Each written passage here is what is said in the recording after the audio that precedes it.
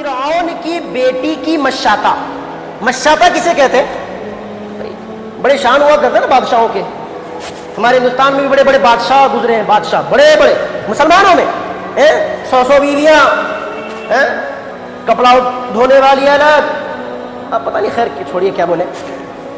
مطلب یہ کہنا کہ اتنی شان و شوکت کی کنگھی کرنے کے لیے بھی غلام رکھے جاتے تھے, اتنی شان و شوکت. جی ہاں, تو فرعون اپنی بیٹی کو کنگھی کرنے کے لیے غلام کو رکھا ہوا تھا, اسی لیے اس کو حدیث کے اندر میں اسے کہا جاتا ہے کہ فرعون کی مشاطہ, یعنی فرعون کی بیٹی کی مشاطہ.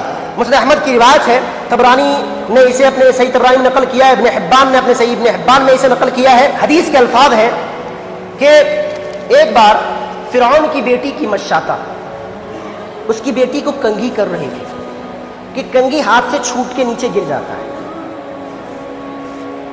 کنگھی نیچے گر گیا, اس مشاطہ نے, اس کنگھی کرنے والی اس غلام عورت نے اس کنگھی کو بسم اللہ کر کے اٹھایا.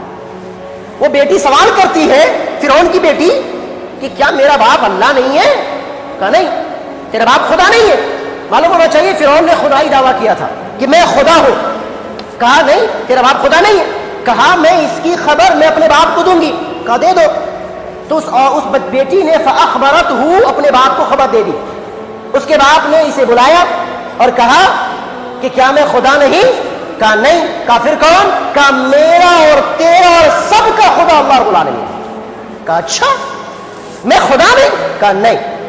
پھر اس نے حکم دیا. دیکھیں میرے بھائی اور دوستو, حدیث کے الفاظ ہیں, عبداللہ بن عباس حدیث کے راوی کہتے ہیں لما كانت الليلة التي اسري بي فيها اتت علي رائحة طيبة فقلت يا جبريل ما هذه الرائحة الطيبة. اللہ کے نبی کو جب معراج ہوا تو آپ معراج پہ گئے تو آپ نے ایک بڑی پیاری خوشبو محسوس کی, بڑی پیاری خوشبو. تو حضرت جبریل سے پوچھتے ہیں ما هذه الرائحة الطيبة, یہ پیاری پاکیزہ خوشبو کہاں سے آ رہی ہے؟ فقال, حضرت جبریل کہتے ہیں هذه رائحة ماشطة ابنتي فرعون واولادها, کہ یہ خوشبو فرعون کی بیٹی کی مشاطہ اور اس کے بیٹے کی خوشبو ہے. قال قلت ما شأنها, اللہ کے سوال کرتے ہیں کہ اس کا معاملہ کیا تھا. تو حضرت جبریل بیان کرتے ہیں کہ ایک مشاطہ تھی جو فرعون کی بیٹی کو کنگھی کر رہی تھی, جو میں نے بھائی بتایا. جب معاملہ فرعون کے پاس پہنچا, فرعون نے یہ کہا کہ اپنے ایلچی کو حکم دیا کہ ایک پیتل کی گائے, جی ہاں زندگی گائے نہیں, ہاں پیتل کا بنا ہوا گائے آگ پہ چڑھایا جائے, اس میں تیل ڈال کے خوب کھولایا جائے. جب تیل کھول گیا تو کہا اس کے بچوں کو ایک ایک کر کے اس تیل میں ڈال دو, ایک ایک بچے کو اس تیل میں ڈال دو. ایسا ہی کیا گیا. ماں کے سامنے ماں کا کلیجہ کتنا نازک ہوتا ہے, کتنا معصوم ہوتا ہے. اس کے نونہالوں کو, اس کے معصوم بچوں کو, جس بچے کو اس ماں نے اپنے سینے سے لگا کے سینچا تھا, پروان چڑھایا تھا, وہ بچے جس کے خاطر ماں نے کئی ارمان سنجوئے تھے, کتنے ارمان دیکھے تھے, کتنے خواب دیکھے تھے, ان بچوں کو ماں کے سامنے اس جلتی ہوئی کڑاہی کے اندر میں ڈال دیا گیا. اور ایک بچہ گود میں تھا, گود میں بچہ تھا.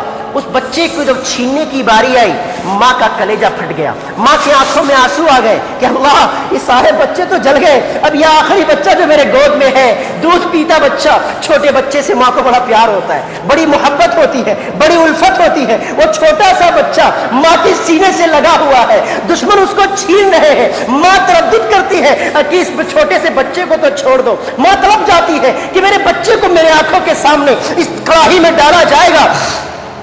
ماں تڑپ جاتی ہے, ماں تڑپتی ہے, وہ بچہ بولنے لگتا ہے اور ماں کہتا ہے ماں سے یا امہ اقتحمی فإن عذاب الدنیا احون من عذاب الآخرہ, اے ماں آگ میں جلنا قبول کر لے, مجھے ڈال دے آگ میں, سن یہ دنیا کا عذاب جو ہے آخرت کے عذاب سے بہت ہلکا ہے. یہ دنیا کا عذاب آخرت کے عذاب سے بہت ہلکا ہے.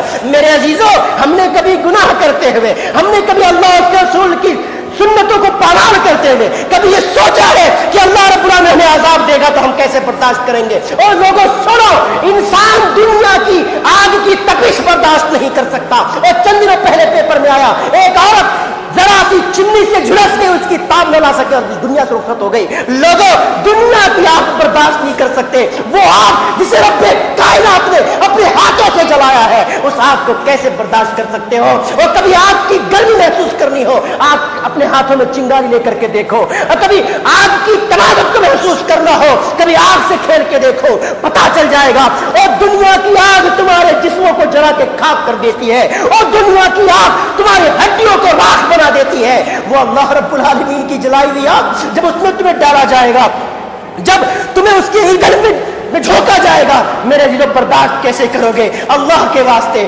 خدا را اللہ کی نافرمانی کرنے سے باز آ جاؤ، خدا را رسول کی نافرمانی کرنے سے باز آ جاؤ، خدا را اپنے آپ کو اللہ اس کے رسول کے راستے پر لگا لو، اللہ کے واسطے اپنی دنیا اور آخرت برباد نہ کرو۔ اگر برباد بار بار اگر کرو گے، سنو اللہ رب العالمین کے ہاں ایسے ایسے عذاب ہیں جس کا تصور انسانی عقل نہیں کر سکتے، جس کا احاطہ ہم اور آپ نہیں کر سکتے۔ میرے عزیزوں یاد رکھیے وہ کیسے لوگ تھے، ایمان کی خاطر، اسلام کی خاطر جلنا گوارا ہے، اپنے معصوم نونہالوں کی قربانی دینا گوارا ہے، مگر ہمیں کیا ہو گیا ہے؟ ہمیں کیا ہو گیا ہے؟ ہم اپنے معصوم اپنے بچوں کو آگے لے جانے کے لیے، اپنے بچوں کو اچھی تعلیم دلانے کے لیے ہم حلال و حرام کی تمیز بھول جاتے ہیں، اپنے بچوں کی شادیوں کے اندر میں ہم سنت رسول اللہ کو پامال کر دیتے ہیں، ہم اپنی خوشی کے لیے، اپنے جذبات کی خوشی کے لیے ہم اللہ اس کے رسول کی تعلیمات کو پیروں تلے رولنا شروع کر دیتے ہیں، اس کا جنازہ نکالتے ہیں، اس کی کھال کھینچ لیتے ہیں۔